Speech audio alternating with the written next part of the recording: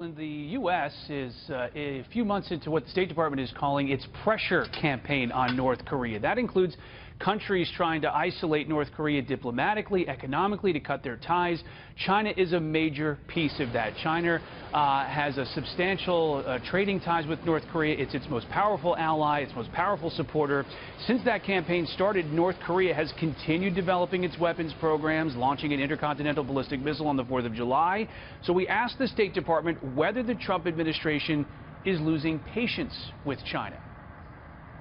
I think we view it as there's a lot of work left to be done. We're still somewhat early on in the overall pressure campaign against North Korea. We continue to believe that China can do a whole lot more to try to bring additional pressure to North Korea. We continue those conversations with China.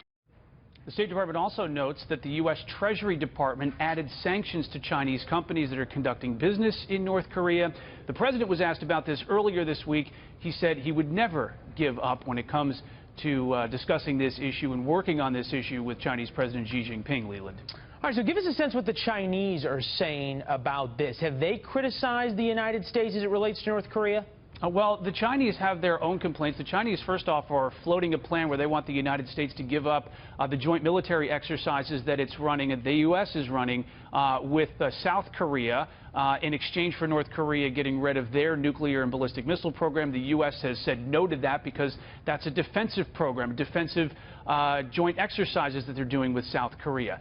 The Chinese have also criticized the United States on some recent positions the Trump administration has taken, in particular this morning, criticizing the U.S. from withdrawing from the Paris Climate Agreement and some of the rhetoric that's been coming out of the U.S. When it pertains to trade and the trade deficit with China. Leland? All right, we'll be watching for that meeting between President Trump and his Chinese counterpart coming up. Rich, thank you very much.